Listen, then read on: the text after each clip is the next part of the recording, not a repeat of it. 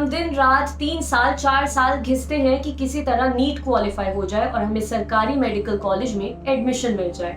लेकिन नीट में अच्छी रैंक लाने के बावजूद हमें पढ़ाई के लिए अपना घर और जमीन गिरवी रखनी पड़ रही है। पहले अमीर का बच्चा प्राइवेट कॉलेज में जाता था क्योंकि उसकी फीस थोड़ी सी महंगी होती है।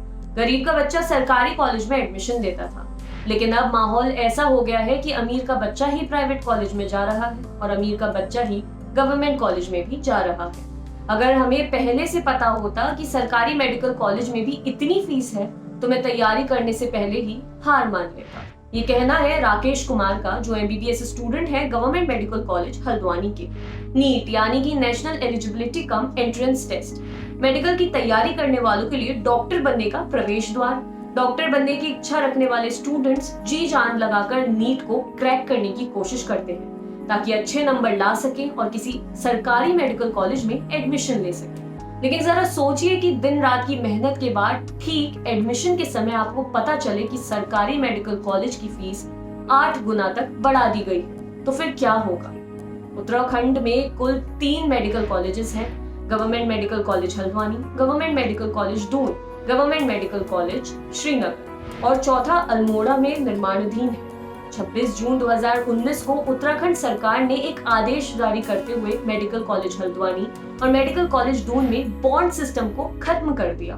बॉन्ड सिस्टम के बारे में बताते हुए हल्द्वानी मेडिकल कॉलेज के छात्र कमल गहतोड़ी कहते हैं, शुरुआत में जब हल्द्वानी में पहला मेडिकल कॉलेज बना तो उत्तराखंड सरकार को पहाड़ों और दुर्गम क्षेत्रों में डॉक्टर्स चाहिए थे। उस समय निर्णय लिया गया कि स्टूडेंट्स को बॉन्ड के जरिए सब्सिडाइज्ड फीस की सुविधा दी जाएगी। अगर आप बॉन्ड भरते हैं तो 5 साल या 3 साल जहां उत्तराखंड सरकार आपकी ड्यूटी लगाएगी वहां आपको सर्विस देनी पड़ेगी। इसके तहत आपसे फीस केवल 50 से 60 हजार रुपए ही ली जाएगी। अगर आप बॉन्ड नहीं भरते हैं तो आपको फीस 4 लाख रुपए देनी पड़ेगी। पिछले साल 26 जून को सरकार का एक नोटिस आया जिसमें लिखा था कि रिक्त पदों में से ज्यादातर भर चुके हैं, जो खाली हैं वो भी आने वाले दिनों में बॉन्डेड डॉक्टर्स के ज्वाइन करने के बाद भर जाएंगे।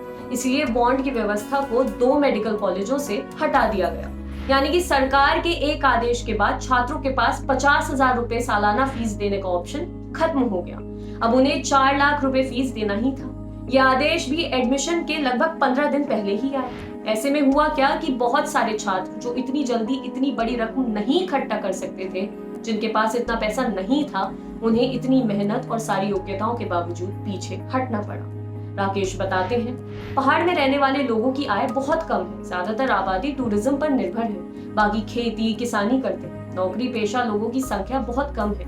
हर कोई सरकारी कॉलेज इसलिए चाहता है कि फीस ज्यादा न लगे। लेकिन पिछले साल जब बॉन्ड सिस्टम खत्म हुआ तो कई सारे बच्चे अच्छी रैंक होने के बावजूद एडमिशन नहीं ले पाए। इनमें मेरा एक दोस्त भी शामिल है जो इस समय पंतनगर में वेटरनरी की पढ़ाई कर रहा है। वो एमबीबीएस में पैसे ना होने की वजह से एडमिशन नहीं ले पाया, जबकि उसने नीट क्वालिफाई करके गवर्नमेंट कॉलेज में सीट पाई थी। पिछले साल एडमिशन के ठीक पहले बॉन्ड सिस्टम को खत्म करने का फैसला छात्रों के लिए एक बड़े झटके की तरह था। उस समय तो किसी तरह स्टूडेंट्स ने रिश्तेदारों से कर्ज लेकर और सेविंग्स निकालकर एडमिशन ले लिया, लेकिन अब इस साल फिर से उतनी ही फीस चुका पाना संभव नहीं हो पा रहा है।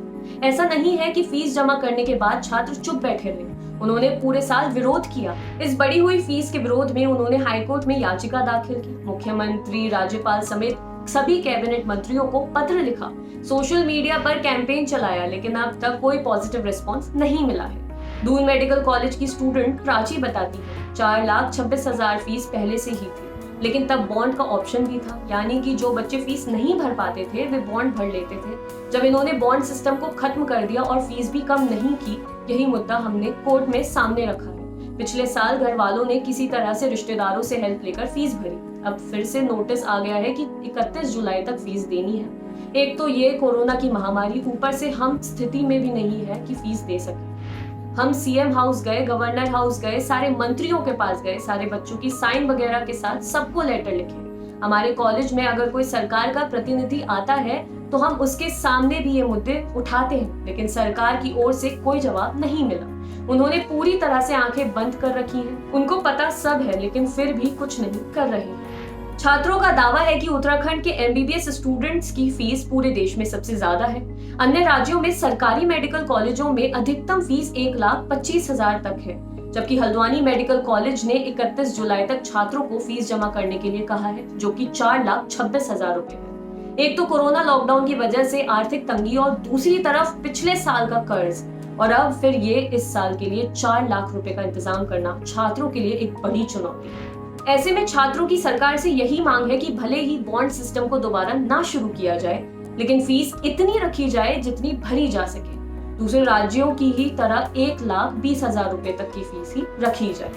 छात्र #We demand a reasonable fee से कैंपेन चला रहे हैं। छात्रों का कहना है कि ये फीस इतनी ज्यादा है कि डिग्री पूरा करने के लिए उन्हें अपना घर और जमीन तक गिरवी रखना होगा। किसान परिवार से आने वाले कमल गहतोड़ी कहते हैं, या तो बॉन्ड का ऑप्शन मत हटाइए और अगर हटा रहे हैं तो फिर उस हिसाब से फीस रखिए। अगर इतनी ज्यादा फीस रहेगी तो बच्चे चाहकर भी MBBS नहीं कर पाएंगे। 4 लाख तक का एजुकेशन लोन तो बिना गारंटर और बिना सिक्योरिटी के मिल जाता है।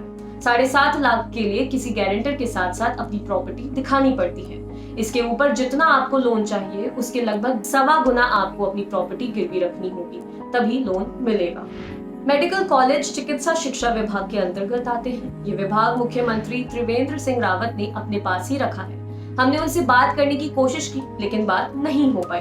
हमने चिकित्सा शिक्षा विभाग के सचिव और निर्देशक से संपर्क करने की कोशिश की, लेकिन बात नहीं हो सकी। अगर उनकी तरफ से कोई जवाब आता है तो हम आगे अपडेट कर देंगे। आप देख रहे थे रंगरूट, लल्लन टॉक की एक नई पहल, जहां पर बात होगी नौजवानों की, उनकी पढ़ाई लिखाई और कॉलेज यूनिवर्सिटी कैंपस से जुड़े मुद्दों की। हम बात करेंगे नौकरियों, प्लेसमेंट और करियर की। अगर आपके पास भी ऐसा कोई मुद्दा है तो उसे भेजिए हमारे पास। हमारा पता है yuva.lallantalk@gmail.com। देखते रहिए दी लल्लन टॉक।